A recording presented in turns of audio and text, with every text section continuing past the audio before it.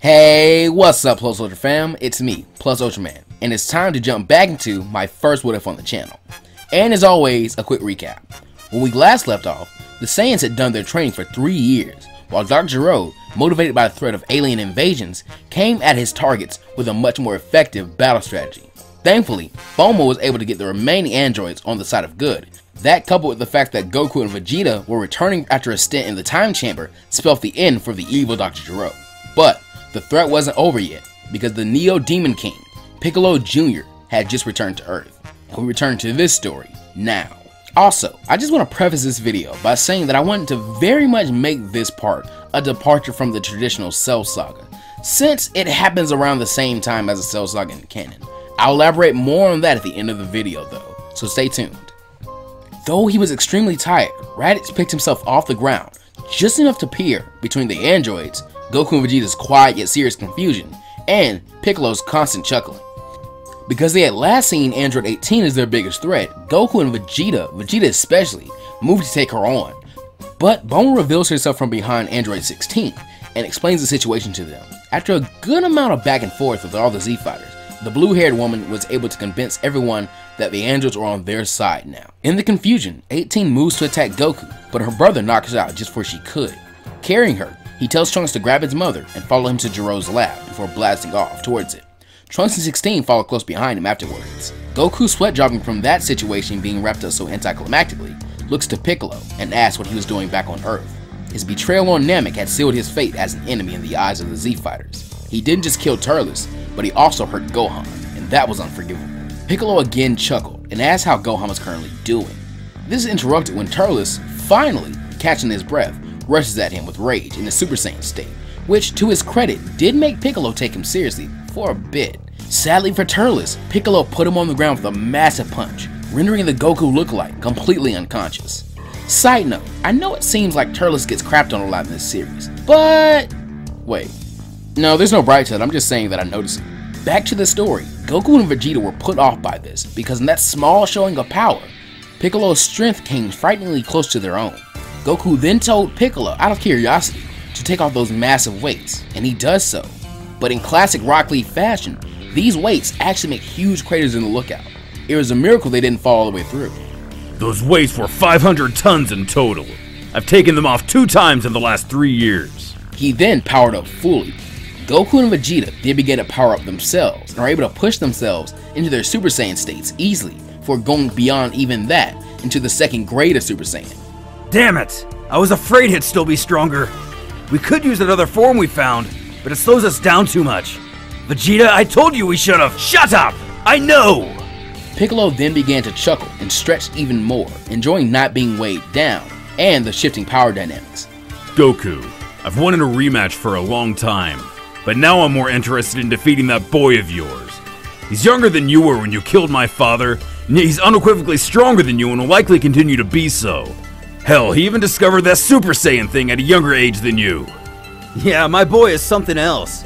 I'm proud of him. If you want to fight him, I'll prepare him to defeat you like Kami did for me. I'm guessing you plan to use the Room of Spirit and Time again. Of course. Not gonna happen. You and Vegeta have already had 3 turns in that place, so you aren't allowed in there again, and I'll keep you out myself. You know I can. Here's my deal. You have 5 Saiyans. I can make 4 other allies fight with me. We'll have an old-fashioned tournament, and the finale will be me and your boy. I'll allow a fool on the ground there, as well as your brother and son to train in the room one final time. I will also be allowed to enter the room myself one last time. Then considers everything and looks at Vegeta, who gives him a look. As I've stated earlier in the series, these two know each other very well at this point.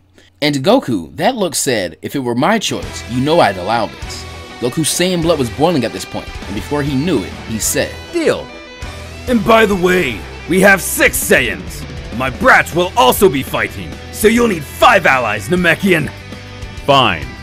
That means 2 at a time, with me by myself for 3 days, so I'll give you all 5 days. Raditz storms over to his brother, fuming and wants to hit him, but he knows that their best tactical move right now was to power up even further, and if Gohan was as strong as they'd always thought him to be, then he was their best hope. Piccolo then flies back up to his original perch and begins to meditate, while also standing guard to not allow Goku and Vegeta to enter the Room of Spirit and Time again. Raditz goes over and picks up Turles, shaking his head at the other Saiyan's antics and trying to take him to Korin's tower for another senzu bean. Goku decides to go tell Gohan what was going on and puts his fingers to his head before disappearing. Kwame then approaches Vegeta and asks him to go and investigate an incident in a place called Ginger Town, and the Saiyan, needing to blow off some steam, takes the offer. I'm actually going to have First Form Cell killed here by Vegeta, as Vegeta is number 1, way too strong, and number 2, unwilling to let Cell power up since Piccolo is already here in this situation. I know a lot of people commented on part 7 that they wanted to see Cell absorbed by Piccolo, but that's not where this timeline is going, and Cell just doesn't have any place in it. Again, I'll explain what I did here in this timeline at the end of the video. On Mount Paozu, Goku and Gohan's conversation about what was going to happen next goes down pretty smooth, at least to an extent. Gohan has moved into the role of a warrior with a bit more ease in this timeline. But Goku knows full well that Gohan does not like to fight. They had established that little fact before the battle with Vegeta back in part 2 of this series. But he was also sure that Gohan was willing to push beyond that for the sake of his family and the world. What he isn't aware of though is the pressure this plan puts on his son. Next, Goku goes to see Raditz to strategize with him and Turles to see if he had recovered. Though the other Saiyan now had a huge mark on his pride. Goku explains that he and Vegeta, while in the time chamber, had pushed past the Super Saiyan limit as they had seen on the lookout. He even goes so far as to show them Super Saiyan Grade 3, though they both instantly realize how slow the form would be and dismiss it as useless. Goku explains that he knows that, and that was Vegeta's idea to simply power up, but he himself has this new idea, an idea which he was going to call the Master Super Saiyan state, wanting Raditz and the other Saiyans to try and see if it was possible. Now, this moment is very critical, because here, Raditz, like Gohan, has a lot of pressure put on him.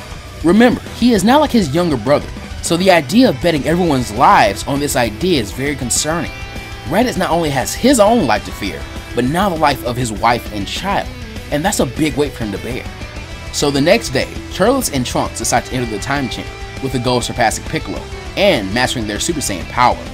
Now their time in the time chamber will be very interesting. Turles, along with future Gohan, had trained Trunks in the future, so he is already attached to the older Saiyan, while Turles has no emotional connection to Trunks whatsoever. This kind of makes Turles reflect on something he's noticed as of now. He was apparently pretty good with kids. Gohan and he got along famously, and the way Trunks looked at him with so much respect, apparently his future counterpart made a good impression on this kid as well. Even Raditz's son Zuko loved his uncle Turles. Maybe he'd settle down and have his own kid sometime, but for now, he felt a desire to take Trunks under his wing, help him become more Saiyan-like. This could help reduce the strain on he and Vegeta's relationship as well. Their training goes very well since Trunks, having already learned from Turles in the future, is very quick to learn from his teaching style. After 24 hours, they are able to complete both their goals, and even plan to take on Piccolo now since it'd be easier to do so, and would save everyone a lot of trouble. But Goku and Vegeta stopped them as soon as they exited the time chamber, already expecting this, and explaining that they gave their word. Turles and Trunks cursed this, but accepted. Like I said, Trunks had learned some more about Saiyan culture, so he understands a bit more about his father's pride in this timeline than he does in canon, and he's able to accept it a lot better. After seeing the results of the Master Super Saiyan state, Raditz can see that Goku's plan does work, which relaxes him somewhat, but he soon realizes that Piccolo would also be training, so he couldn't relax just yet. Gohan was just happy his father's plan could work, but he would be lying if he said he didn't want Trunks to go through with his attack on Piccolo. Once in the room of Spirit in Time, Gohan realizes he's in for a very tough year, as the stressed out Raditz made the training very brutal. Much like Raditz's original plan to train Goku and Gohan in part 2, he would make Gohan train constantly, only allowing him to sleep when he was absolutely exhausted and could barely even move. Any time not physically fighting would be used for image training or strategizing. Because of this, the training is tense and it puts the two warriors at each other's necks in terms of a very tense situation. See, at some point, Raditz stops seeing Gohan as his nephew that he loves and more as a weapon that he has to use to protect his family. Gohan can sort of see where Raditz is coming from and why he's so high-strung, but it's grating on him a lot. Something this Gohan would actually struggle with a lot is his identity as a Saiyan and a human. He looks up to both his father, the Earthborn Saiyan, and his uncles, the Vegeta-born Saiyans, so he's often in conflict with himself about which course is better for him. And right now, the Saiyan course is not shown the best light, especially because of how Raditz is pushing him to try and be more of a traditional Saiyan. This was so he could try and pull out some of the natural ferocity that all Saiyans have. However brutal and intense it was, their training does render some pretty good results, and later on, the two exit, being extremely powerful in their own right, much stronger than what Goku had hoped for them to get. Seeing this, Piccolo is only excited and instantly enters the room to begin his own hardcore training. Outside, Raditz decides he wants to go spend the next few days with his family, but tells Gohan that he will meet up with him later on for sparring and some strategizing before he flies away. Gohan stays with his dad to see how strong Piccolo would get once he exits the time chamber, and the two speak about the harsh training that Gohan just went through, with Goku trying to get Gohan to relax a little bit, but it does not work at all. Finally, Piccolo emerges a day later, and the gap between Gohan and Piccolo's power had indeed widened, but it was in Gohan's favor. That said, he still had those heavy weights on, so it couldn't be his full strength, and this was confirmed by how confident Piccolo was still, even though he could sense Gohan's power. He only smirks at Goku and tells him to keep his word before flying away from the lookout. The next 2 days aren't full of relaxation though. Goku encourages Gohan and Raditz to do so, but they just keep training, busy and stressing themselves out even more, to the point where Goku steps in to put a stop to it, and it's decided that they would just rest for the last day, to make sure that no one was too tired before they had to go to the fight. On the day of Piccolo's tournament, the Z Fighters meet in the Wasteland, where Piccolo had apparently made his own tournament arena that resembled the World Martial Arts Tournament Stadium. Staying with him were 5 other figures. One was a Namekian that seemed pretty familiar to Gohan, yet completely stranger at the same time. 2 creatures that didn't even look like normal Namekians at all. A very big burly Namekian no one recognized, and one tall Namekian with a savage sneer that Goku remembered all too well. Piccolo gives a quick explanation that after absorbing his father, he gained the ability to create children like he did, though most of these Namekians were based off his past conquests, such as Nail and the one called Slug. And just because the 6 Saiyans were the combatants for the side of good, that doesn't mean that they were the only ones in attendance. The androids, all missing their bombs and with 18 back to normal, as well as the human fighters had shown up, but they're all told to stay out of the fight or Piccolo would show them no mercy. Piccolo explains that a ring out was considered a loss, though flight was allowed, though if one were to hit the ground or leave the confines of the arena, it was a loss. The ring was incredibly strong, so it'd be hard to damage. Wins could be attained by knockout or death, and he sends in his first competitor, Tambourine, who is now about as strong as second form Cell in canon. Even though he is much stronger than Tambourine, Turles was the one to step into the ring. He, more than anyone, wanted to tear through Piccolo's minions and get a shot at the big boss himself. Piccolo mentions that he forgot to explain that every fighter is allowed 1 match. The only person he's interested in is Gohan, so this was all pretty much just a game to really enjoy his victory. Turles, once again being made a fool of, curses as he's wasted his power on the weakest of the enemy. And considering he, along with Trunks, Raditz, and Gohan, were the strongest of the group, that wasn't a good thing. He yells bloody murder, and as soon as Tambourine enters the ring, he is cooked alive by Turles' kill drive, and the Goku lookalike turns on his heels and exits the ring, plopping down on the ground, almost angry enough to blow up the planet. After seeing his comrade reduced to dust, the Namekian drum steps forward, but he's pulled back by King Piccolo, who is the first of these offspring to speak and show some cognition. He calls Goku out by name, and Goku can sense that he is about half as strong as the actual Piccolo. The only one stronger was the big Namekian Slug. Never a coward, he enters the ring against Raditz's wishes, but Goku explains that he has a plan. As soon as the match starts, King Piccolo, not underestimating this kid again, rushes Goku. He expects to outpower him, but just as he gets close, Goku closes the distance and bulks up to the Great through Super Saiyan form, allowing him to land a devastating blow on the opponent, right in the midsection. Goku's strategy was to play defense as a regular Super Saiyan, and when seeing an opening, attack as the Ultra Super Saiyan. And finally, with his might, he is able to drive a fist through Demon King Piccolo's torso and tries to throw him from the ring, but the hole closes up and the old king is able to swing Goku out of the ring. Goku is devastated at this loss, but takes it nonetheless. Next, Vegeta steps in the ring, letting his pride get the better of him. He directly calls out Slug, the strongest of the offspring. The burly Namekian begins to chuckle and walks towards the ring, as Raditz tries to get Vegeta to switch with him, but the Saiyan refuses, and Piccolo shuts the idea down, as Vegeta had already entered the ring and therefore was the next participant.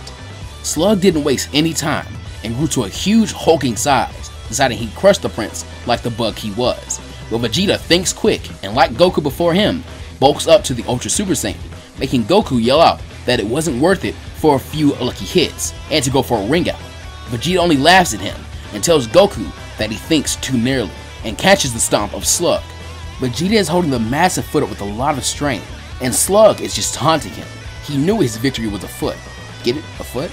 What he doesn't realize is that Vegeta's hands are in a certain position, and the prince roars out, "Final Flash!" A bright yellow beam shoots through the Namekian's leg, making it explode in green gore, and Slug screams in pain. Vegeta flies up and lands a good nice hammer fist right on the large Namekian's face, and this, with his balance already being stripped from him, causes Slug to fall out of the ring. Vegeta had won. Trunks sighs and enters the ring next. Of the two Namekians on the other side, one refused to move, the one known as Nail. Drum, the other Namekian, growled at him and began to move forward to walk into the ring, but Nail raised his hand, and in a flash, Drum was little more than a pile of dust, shocking Piccolo and the others as the Namekian had shown free will. Nail then looks to Piccolo and smirks, telling him that Gas had warned him all the concentrated good of 4 Namekians couldn't be snuffed out so easily. He was that good, and more importantly, he sensed that good still somewhere inside Piccolo. Piccolo scoffs at this and raises a hand to destroy the Namekian. But before he could, he's hit in the face hard. It was a snarling Gohan who did it. He ordered the Namekian to fight him now, and Piccolo is all too happy to accept as the two enter the ring. This was it, the fight of the century, the spawn of the Demon King versus the son of the universe's savior. The two squared off for merely a second before Gohan came charging up with a savage snarl on his face. Piccolo, growling at this, shot his eye beams, but Gohan only batted them away and rammed into Piccolo's midsection, trying to drive him out of the ring. Piccolo expertly swung, and Gohan was sent flying away, out of the ring, just barely able to keep himself from touching the ground and being eliminated himself. Before Piccolo could warn the boy to fight like a warrior and not an animal, Gohan was already charging at him again, this time landing a solid blow and capitalizing by following up with another and another, more and more, until the hits became almost hard to look at, especially since Gohan was crying while he savagely beat down on Piccolo. While this was happening, Trunks went to work on killing King Piccolo and Slug, which wasn't extremely hard, though he decides to spare Nail as the Namekians seemed to be on their side. Saiyan pride was nice and all, but Piccolo had to be taken down. Before Trunks could enter the ring, Nail asked him to wait. He could currently sense more turmoil and darkness in Gohan's heart than Piccolo's. At the moment, it felt like Piccolo, for the first time in his life, was doing something for the good of someone else. Thankfully, Piccolo healed very well with the increased vitality from fusing so much, and he erects one of Slug's barriers, knocking Gohan away from him. The kid was almost crying tears of rage as he surged at him once again, but Piccolo took off his weighted gear, throwing it at Gohan, who had to avoid it at the last split second. This allowed Piccolo to land a devastating kick to Gohan's side, making a loud crack ring out as he definitely broke his arm, or maybe even worse. The kid writhed on the ground in pain for only a bit before pushing himself back onto his feet with his now messed up arm, probably doing even more damage to it. He was angry, he was stressed, and he was exhausted. He wanted to hurt Piccolo. He roared out, and his power exploded like never before. He then rushed Piccolo once again, still attacking his opponent mindlessly. Though hopelessly outclassed in terms of power, Piccolo was dodging and weaving around Gohan perfectly. He could read him like a book, and he didn't like this chapter at all. Gohan was trying way too hard. He was trying to please someone else in this fight, not himself. There was so much turmoil in his mind that the kid didn't even realize he already far surpassed Piccolo. He just didn't have any control over himself. He'd probably done more damage to his arm by trying to power through the pain than he would have just by not using that arm. Finally, he grows sick of seeing the kid he viewed as a prodigy reduced to a savage beast, and slugs him in the stomach, doubling him over and winning him, finally allowing Piccolo a chance to speak. He knew what Gohan was trying to do. He knew what he was going through, because he too was trying to be what someone else wanted him to be. And in the end, it didn't make him happy. This wasn't the battle he wanted. It was probably his own fault that it turned out like this. If he learned anything, it was that he had to be his own man, not the Demon King or Slug. He had to be who he was, Piccolo. And Gohan needed to be Gohan. That was the only way to live freely. Hearing the wise words, Gohan finally catches his breath and wipes away his tears with his good arm. Piccolo announces that this would be their final clash and begins to charge with a big Masenko. Gohan could tell that his heart wasn't really in the attack. Piccolo was just as tired as Gohan was, and he wanted to rest. With one arm, he reared back to charge of a Kamehameha, and the two released their blast. The clash of yellow and blue lasted for only a few seconds before Piccolo was consumed by Gohan's attack. But there was no yell of pain, no cursing, only the telepathic message to Gohan and no one else. Thank you. The battle was over, and the crisis was averted, and Gohan was exhausted. He sat down in the arena to rest, and from now on, he'd be Gohan and no one else. But that, Plus Ultra fans, will be leaving the timeline off for right now. Now, I really hope you guys enjoyed the 8th part of this story because, you know, it's my first What If, so it's my baby. Now, as I mentioned earlier in the part, I just really wanted this one to be as far away from the regular traditional Cell games as I could possibly make it. I wanted to deal with a different character conflict than just Gohan struggling to get angry, and change that around some. I also wanted to give these two characters that kind of have that student-teacher, you know, older brother, little brother dynamic in the canon of the show, that same kind of scenario here, but not in the exact same way, and not early in the timeline, but really late. Yeah, I could have had Cell be absorbed by Piccolo and Super Saiyan 2 Gohan versus Cell Piccolo, you know, Kamehameha battle. It could have been really cool and really epic and really awesome, but I feel like that type of thing has been done before, and I really just wanted to try something new. That said, we'll be getting part 8.5 before we do a part 9, because a lot of the things that had to be explained for part 9 had to be done in a 8.5, or else part 9 would be way too long. But, you know, as always, be sure to let me know how you guys felt about the video. You know, do you think I did the right thing by trying to, you know, change it up and not do the normal Cell Saga type thing? Or should I have just went with tradition and, you know, done what you guys probably would have reacted the most to, you know, the big spectacle and the big Kamehameha battle and stuff like that? You know, let me know what you guys want to see so that my content can evolve and keep, you know, transforming and make sure it's something that you guys really want to see. All the usual YouTuber stuff, like comment, subscribe, like. Thank you guys so much for watching the video. Please go support the absolutely amazing Mondo Cool for his voice acting. You know, he does manga dubs his own What Ifs. He's a really cool guy. Really good friend of mine here on YouTube. Probably one of my best friends, along with like Dread Trek, Smugstick. Really love those guys. Really glad they've been supporting me so long.